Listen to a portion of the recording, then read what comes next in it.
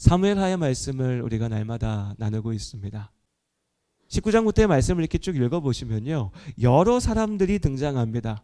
요압이 등장하고 시므이가, 무비보셋이, 여러 서로 다른 이름들이 계속해서 나열되면서 등장하기 때문에 그냥 이 사무엘하의 말씀을 읽다 보시면 이 사람은 또 누구고 저 사람은 또 누구고 지금 무슨 일이 벌어지고 있는 거야 라고 생각하실 수 있습니다.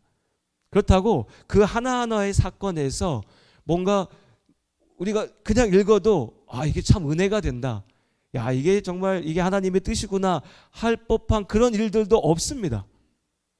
그냥 카메라를 들고요, 여기를 한번 비췄다가 저 사람을 또 한번 비췄다가 또 저 사람을 비췄다가 또 저 옆을 비췄다가 이런 이야기가 그냥 그 장면들이 쭉 이어지고 있는 것처럼 보입니다. 압살롬의 반역이라고 하는 거대한 사건이 끝났는데 이어지는 이야기들은 그냥 그런 장면들, 모습들이지요.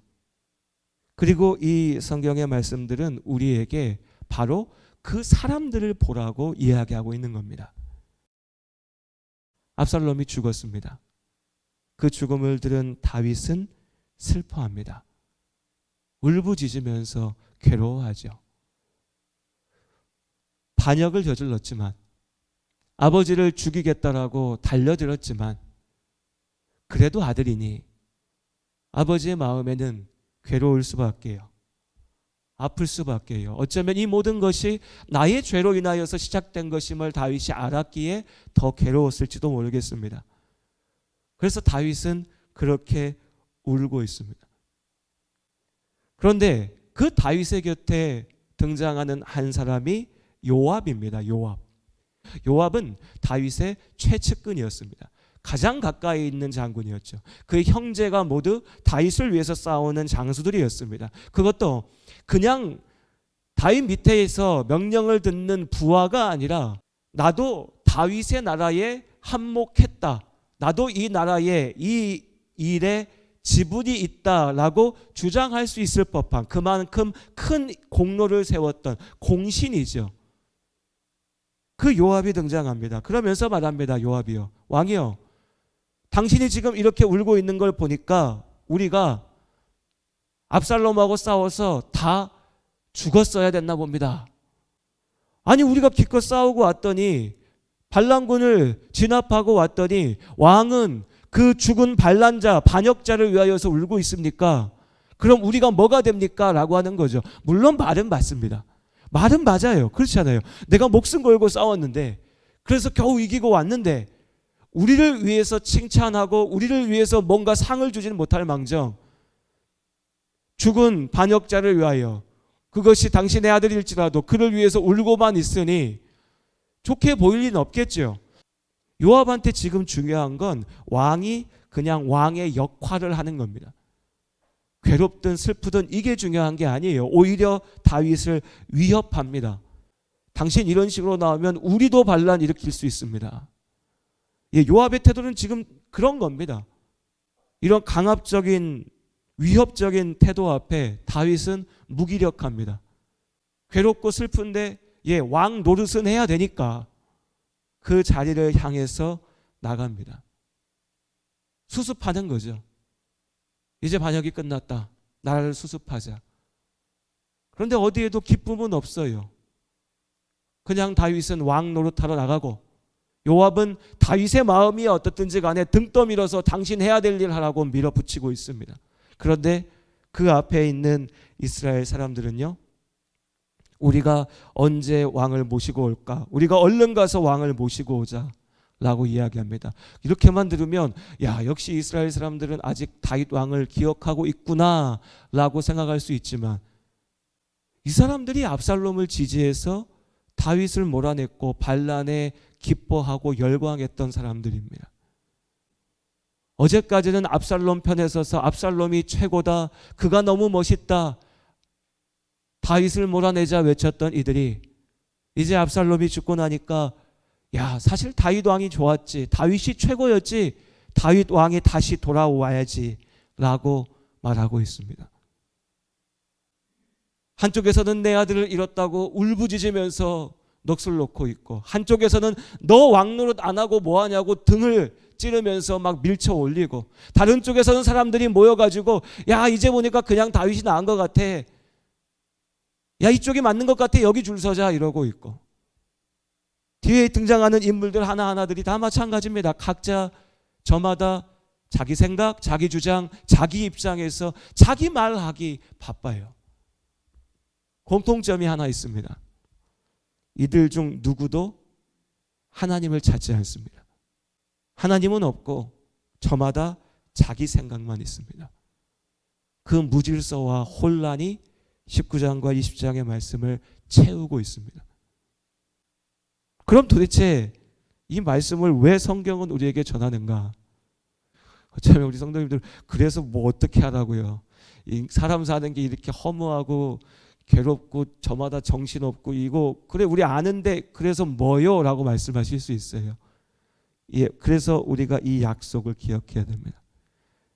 사무엘하 7장에 다윗이 언약궤를 예루살렘으로 모셔오며 하나님 앞에 기뻐 춤추며 그의 믿음을 고백하며 내가 하나님의 집, 하나님의 성전을 짓겠습니다 라고 했을 때 하나님께서 그 일을 막으시고 그건 네 아들이 할 일이야 라고 하시면서 다윗에게 약속하십니다.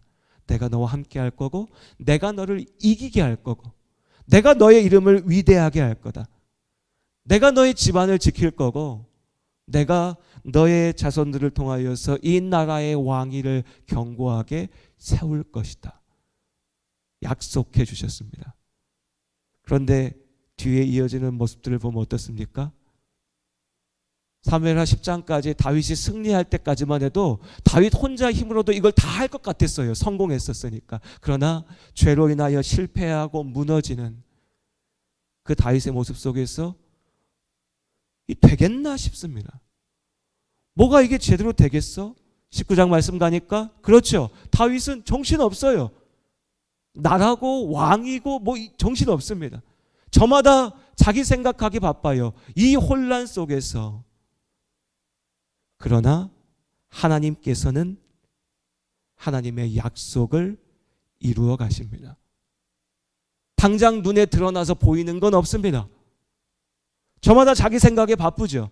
이어지는 말씀에 보면 다시 반란이 또 일어나고요. 다윗을 조롱하고 비방하는 자들이 등장합니다. 다윗은 그 와중에 또 죄를 짓고 또 하나님 앞에 벌을 받고 엉망진창입니다. 그런데 그 엉터리 같은 모습들, 모자란 모습들 속에서 하나님께서는 당신의 약속을 이루어 가십니다. 하나님의 말씀이 땅에 떨어져 없어지는 것이 아니라 하나님의 그 말씀대로 역사를 주관해 가시는 거죠. 그러니 다윗이 고백하는 겁니다. 주님께서 어둠 가운데 나에게 빛이 되십니다. 주께서 내가 가는 길 가운데 등이 되셔서 나를 인도하십니다. 혼란한 모습들 속에서 우리는 그 너머에 계시는 하나님을 바라봅니다. 그리고 우리의 삶을 봅니다. 우리도 마찬가지죠. 삶이라고 하는 게 다 내 뜻대로 되는 적이 한 번도 없습니다. 세상을 보면 엉망진창이죠. 뭐가 이런가 싶어요. 사람이 왜 이렇게 사나 싶은 생각이 듭니다. 그러나 그때에 하나님께서는 우리에게 믿음으로 보게 하십니다. 소망이 보이지 않는 이 땅에, 이 세상에 우리의 삶 가운데도 하나님께서는 하나님의 그 온전하신 뜻대로 지금도 일하고 계심을 믿습니다. 우리의 인생이, 우리 각자의 삶이 되는 대로 흘러가는 것이 아니라 우리를 사랑하시는 하나님의 그 전능하신 손 안에 있음을 하나님께서 이끌어 가심을 믿습니다. 내가 울부짖는 다윗일 수 있습니다. 그런 나를 위협하며 등을 떠미는 요압과 같은 사람들이 있습니다. 상황에 따라서 이리저리 왔다 갔다 하는 이스라엘 백성들과 같은 사람들도 있고 조롱하고 비방하는 자들도 있고 곁에 있었다가 배신하는 자들도 있습니다. 내 자신의 죄악 때문에 다른 누구 탓할 것도 없이 내가 스스로 무너지기도 합니다. 그러나 그 모든 모습들 가운데서도 하나님께서 나를 구하시고 나를 인도하실 것을 믿습니다. 하나님의 은혜에 의지해서 살아갑니다. 오늘도 그렇게 우리는 하나님 안에 있습니다.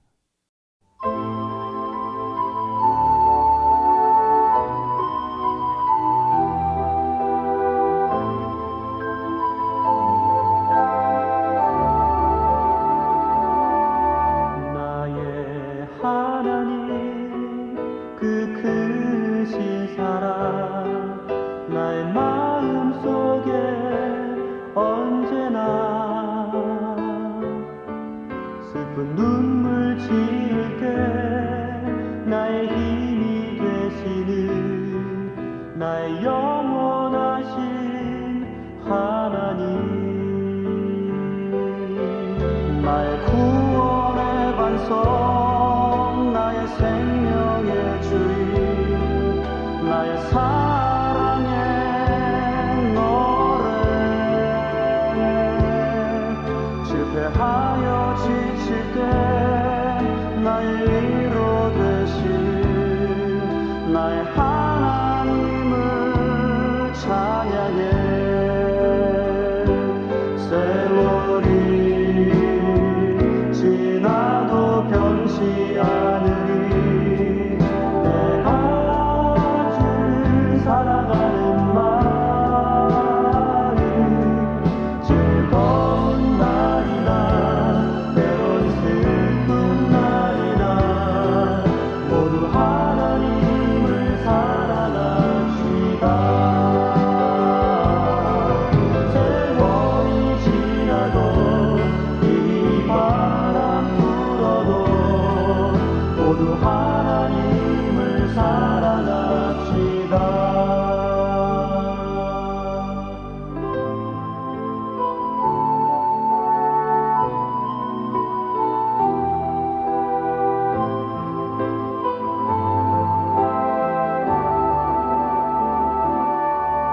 나의 하나님 그 크신 사랑 나의 마음속에 언제나